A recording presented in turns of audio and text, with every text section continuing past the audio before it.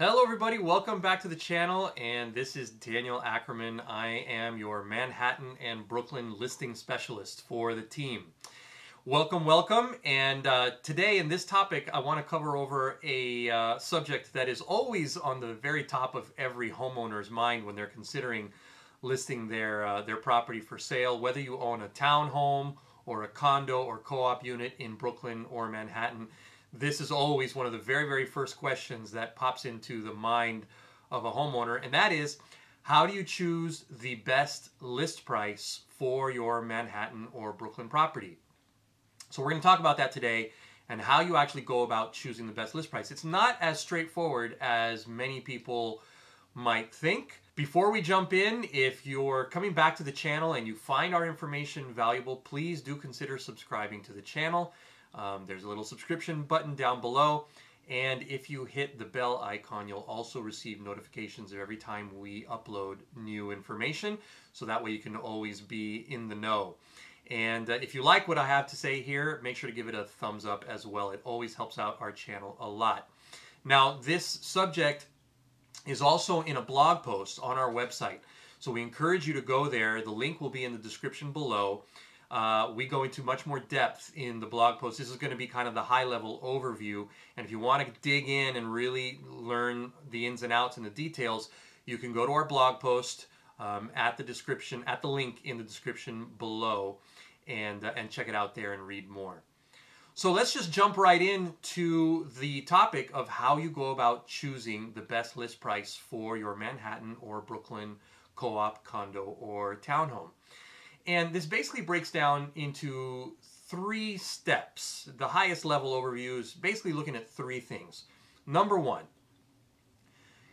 you need to understand comparables and how they relate to the likely appraisal value. So number 1 is understanding comparable sales and the likely appraisal value. That is kind of your foundational starting point. You definitely have to look at comparables, and you have to understand what an actual comparable sale is, and you also should understand how it will play into the likely appraisal value, because that is kind of your starting point and a very important part of the sales process. So that's step 1. Step 2, understanding the market. And this is just as important as understanding comparable sales. Now, comparable sales, as you'll see, only take you so far as to understanding the current situation, because they're properties that closed in the past and went into contract even further in the past. So they only take you so far as to understanding the market. So you really need to understand the current market in order to understand whether you need to adjust from those comparable sales. And that's where the expertise of an experienced agent is invaluable. So that's step number 2. And step number 3 is understanding the competition. Once you've understood the comparable sales and the likely appraisal value and what people are going to be looking at to sort of establish value, and then you've understood what's going on in the current market and what the current market conditions are, then you have to look at the competition, which means the other active sales on the market. Your competition is not your buyers, as we'll see. Your competition are the other sellers, because they're competing for the same customers. And you have to understand where you can position yourself relative to the competition to find the most advantage. So that's the high-level overview of the 3 things you need to understand in order to find the best list price for your Manhattan or Brooklyn property. So let's dig in a little deeper into the first part, understanding comparable sales and the likely appraisal value. First of all, what is a comparable sale? What actually counts as a comparable sale? Well, in order to really have good comparable sales, you want to make sure of a few things. You want to make sure that it's no older than 6 months old, number 1. Why? Because appraisers aren't going to look at any sales older than 6 months old, so you want to be looking at the same thing that appraisers are going to look at, because that's also the same thing that professional agents, buyer's agents, and well-educated buyers are going to be looking at.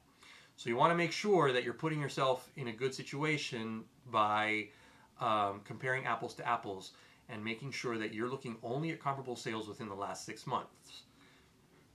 Second of all, they need to be closed sales. An active listing is not a comparable sale because it's not a sale, it's just a listing. So you have to be looking at closed sales that closed within the last 6 months.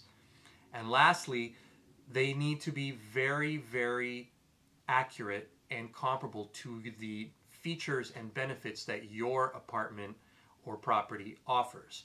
So it should be on a similar floor. It should be of the same layout, meaning same bedroom count and bathroom count. It should be, if possible, it should have similar exposures. It should have similar amenities, and something that people often forget, the maintenance charges or common charges should be similar, okay? Now, the ideal comp is going to be something in the same line in your building within a couple of floors. The perfect comp would be the apartment directly upstairs or the apartment directly below. If you're not selling an apartment and you're selling a townhome, then something on the same block with the same layout, square footage, lot size, all of those things is the ideal comp. Now, if you have to look at sales that are only within the last 6 months, sometimes it can be challenging to find that ideal comp within such a narrow parameter.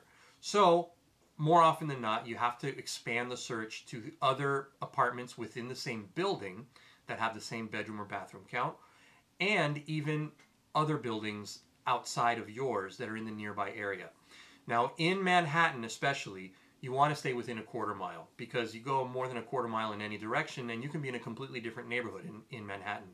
So you really want to keep it tight, and you really want to make sure that all of those factors are similar.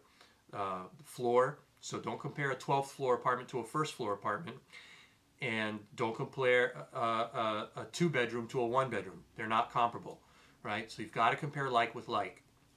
Now, in the event that there are differences, and there almost always are, then your agent can guide you on how you make adjustments based on those differences. So something that is 5 floors higher than your apartment, that's going to be worth more, because apartments on higher floors get more money in Manhattan and in Brooklyn.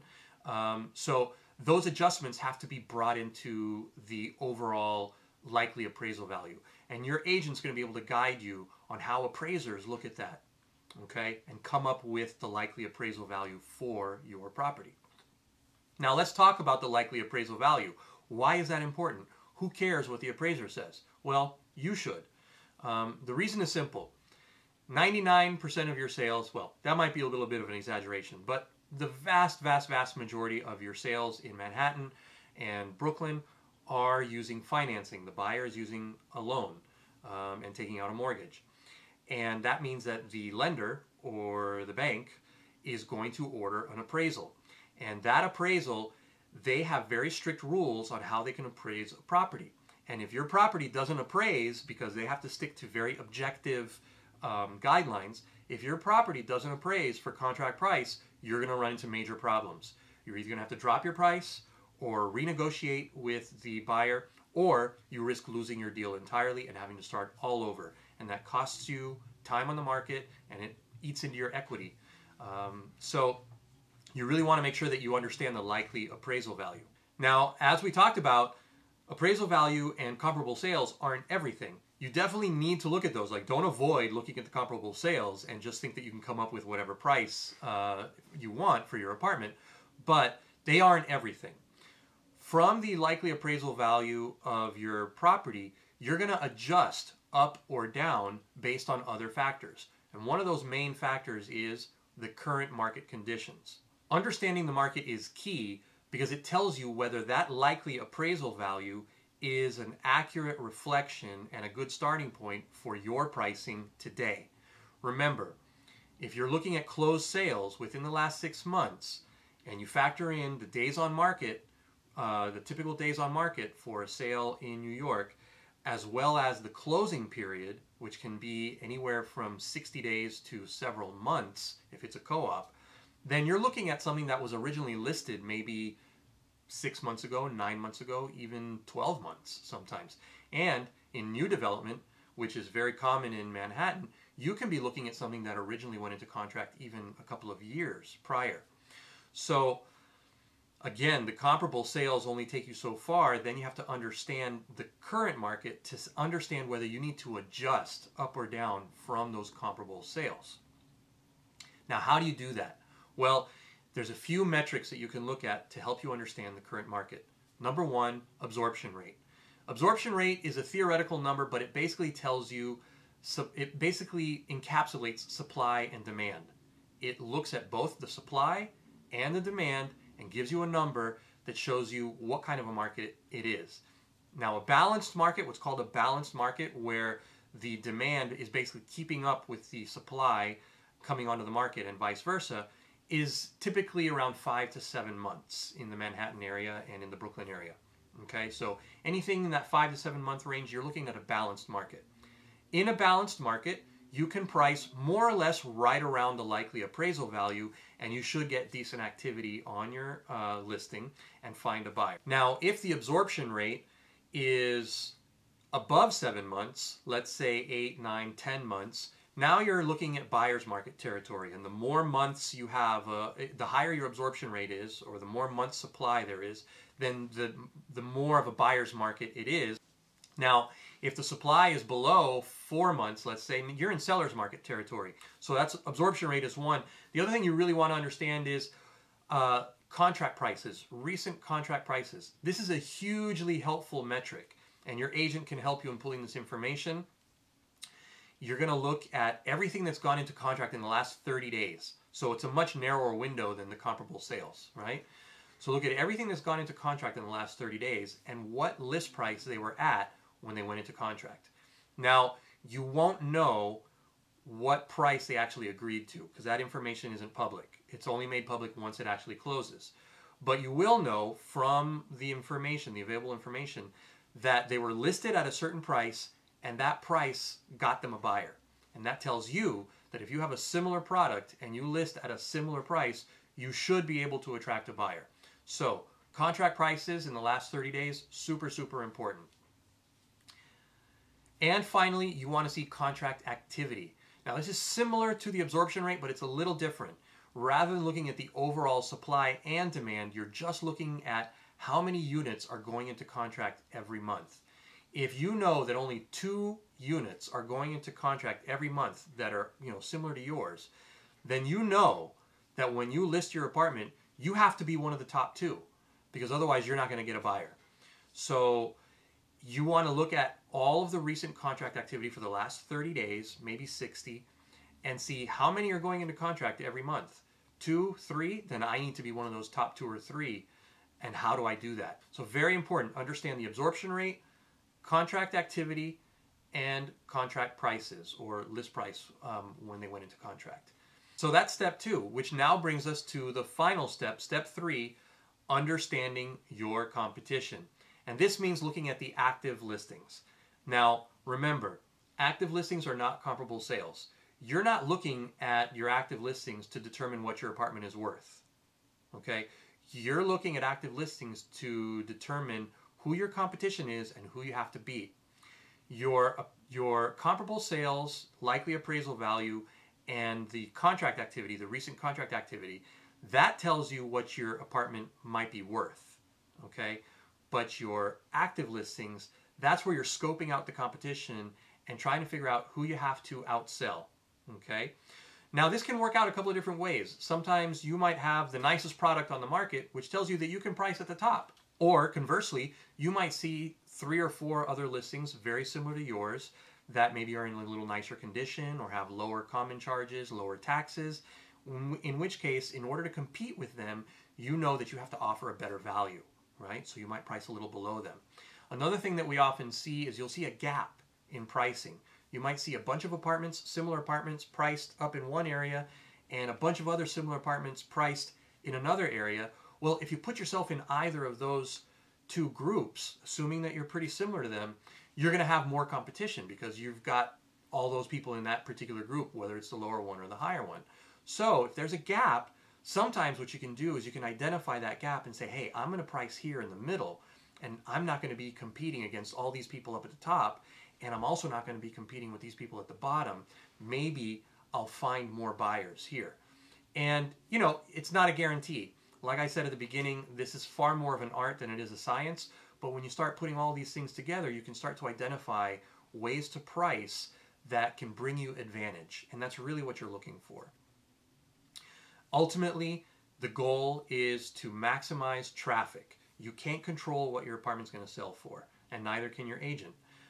All you can do is maximize the chances that you get people interested in the apartment and walking in the door and hopefully making offers. Now, we talk about this in other videos and elsewhere on the channel, but what does that look like? Well, if you're getting interest but no offers, you're close. Like, you're close to the sweet spot, we like to call it. You're getting people in the door, they just aren't willing to pull the trigger, so you're very, very close. You might need to adjust just a little bit to make it, just to get you over the hump, right? If you're not getting activity, especially in those first 2 weeks, those first 15 to 30 days are absolutely crucial in a sale. Everything you need to know about whether you price correctly, you will learn in that first 30 days. If you don't get adequate activity in those first 3 to 4 weeks, then you're out of the market entirely. You know that you're not in the right ballpark and you need to make an adjustment.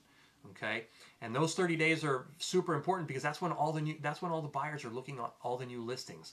Buyers have already seen everything that's on the market, right? So they're always scoping out what's new. So if you're not getting that activity in the first 30 days, don't wait. Make your adjustments. So guys, I hope you find this information helpful. If you want to read more about this and get a little bit more detail, make sure to check out the blog post on our website. The link is in the description below. If you're thank you very much for tuning in and watching. Please give this video a thumbs up if you found it helpful and consider subscribing to the channel. If you're checking this out on our podcast, thank you so much for joining us on the podcast. Make sure to check in frequently. We are posting regularly on the podcast with valuable information for buyers and sellers. And thank you so much for joining us, and we hope to have you back again soon. Take care.